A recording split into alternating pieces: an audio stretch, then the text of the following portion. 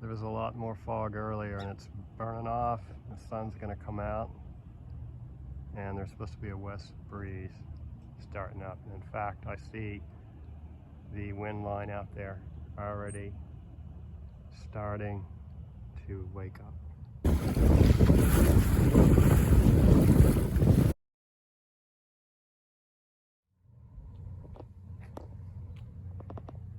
This was a classic case of I didn't think there was enough wind for the spinnaker, and the side I had the pole on,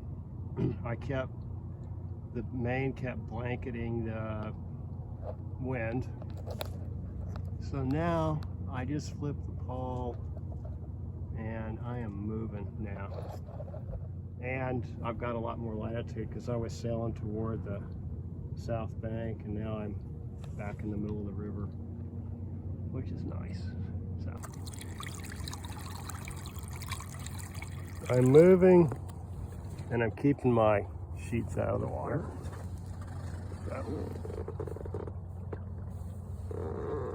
Flying it on a beam reach pretty much. In fact, I'm trying to get back to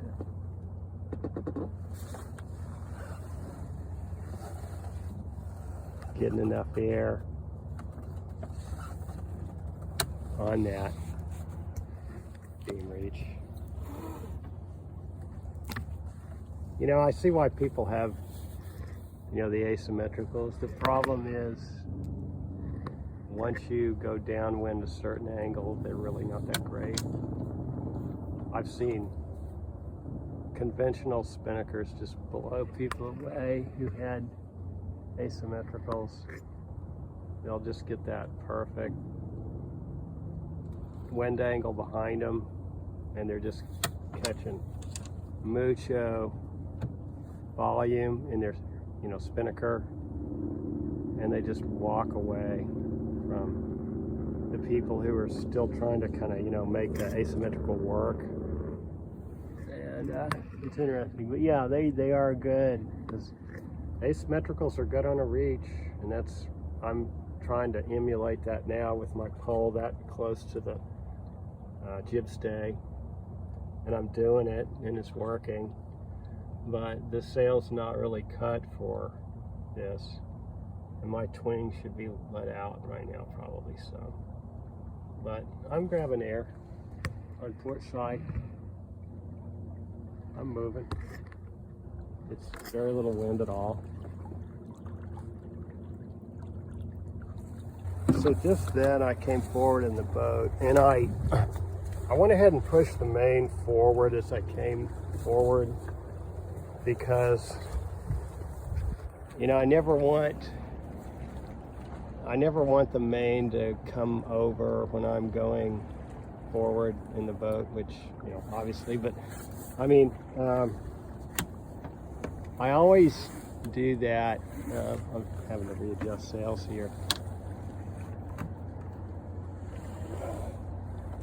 But, you know, I mean, that's when I realized I was, you know, going forward. I uncleated the main and I pushed the main forward to the shroud. And that way, you know, because before it was pulled in more to center, and that's, you know, that much more likely to jive. And you don't want to be jiving when you're going forward and you're solo in the boat. I mean, you don't want that. So that's just a move I do when I'm needing to go forward in the boat and I've got the spinnaker up, even in light wind like it is right now. This is really light and it's wonderful, and I'm not really having to work very hard to move along really well. I'm moving good, but, you know, I mean, that's just a move that's good to do. Uncleat your main and push it forward, you know, on the leeward side, obviously, and then go forward. And again, stay centered in the boat. I never come to wind, or you know, if anything, I stay on leeward side. But really, it's best to just go up. If you're going to go forward, when you're running the spinnaker alone, stay in the center of the boat when you go forward, obviously. I mean, it's just, so, little things like that. A bit of a surprise, I got an east wind filling in now. So this is kind of cool and unexpected. So now I've gone from flying the spinnaker upriver to sailing upriver, and dead ahead where that bridge trestle is, that's basically the Wind River where it comes out through its canyon, and I believe that's Wind Mountain. That is Wind Mountain there, sort of looming straight ahead. So just off on the right side of the bow of the boat. There's also a barge coming up well on the other side of the river.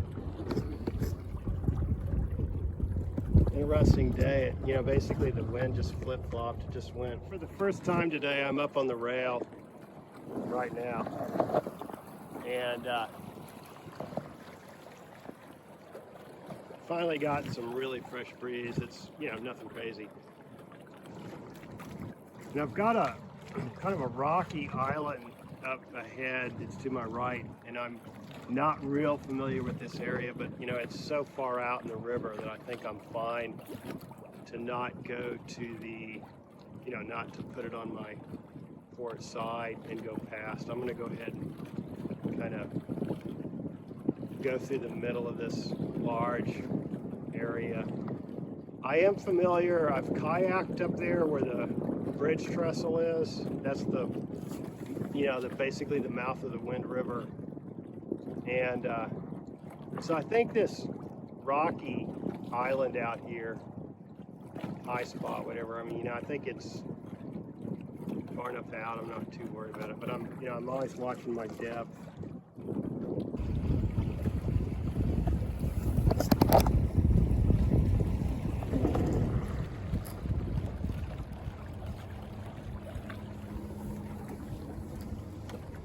I just texted a photo to a friend of mine who's having to work today, and he's a great guy. He's gonna start crewing for me. Well, he already has, and I think next summer we're gonna crew quite a bit. And Cliff's a great guy, and I just sent him a photo of the kite up and all that. It's like, I hate to send you this photo right now, but there's some days left to get out and sail this fall, but it's really coming fast to a close. So I'm going out to the fossil bed. Cameron and I are going to go out to the fossil beds next week, and that's kind of high desert. And even that, you know, this is kind of the last call to do that weather-wise. So anyway, so this is not bad either. I just tacked, and I'm laying back in the boat. It's light breeze, but it's just wonderful out here.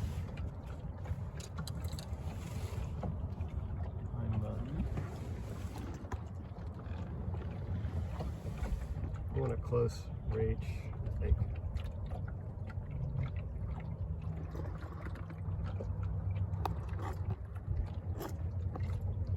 So Wind Mountain is on the left side of the screen. The main river to the right, just to the right. Oregon side to the right.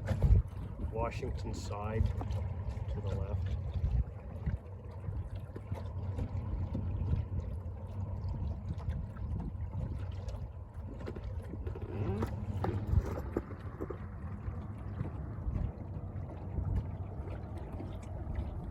So I'm sort of sailing up on this rock here. I call it an island. It's really just a big rock that's, gosh, hundreds of yards off the north bank, the Washington side. Anyway, I'm just curious. It's, you know, the depth around it. That's why I'm doing this. I'm pinching a little bit right now, and it looks like I may get some wind right when I get past it. So I'm looking at the depth.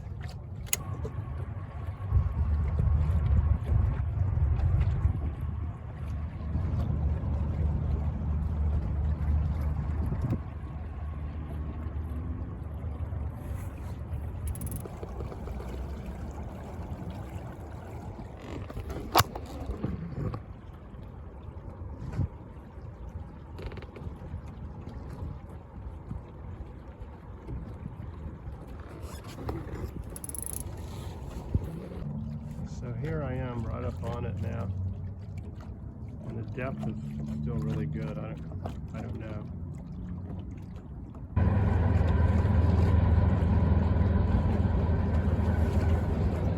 I just put my Cunningham on. It's kind of cheesy to leave it off and just disconnect it.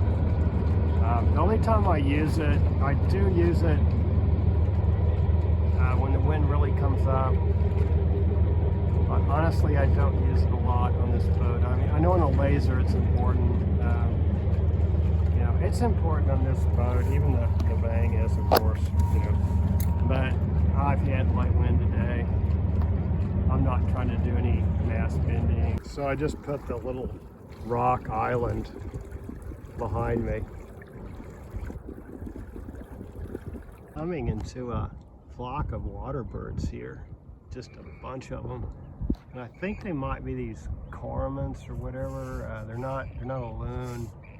They're sort of related. They dive. And they come up, and I haven't seen this many in one spot though. This is amazing. They must be feeding on fish in here. But yeah, so my fantasy of sailing back under sail is not materializing. So I'm running the Honda at really low speed.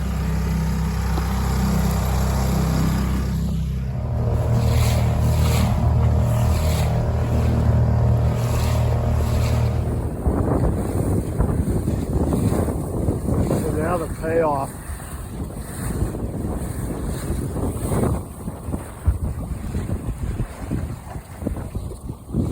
National Geographic seabird cruising around the gorge doing research, I imagine. Or they could be taking people out for promotional purposes. I'm not sure. How cool.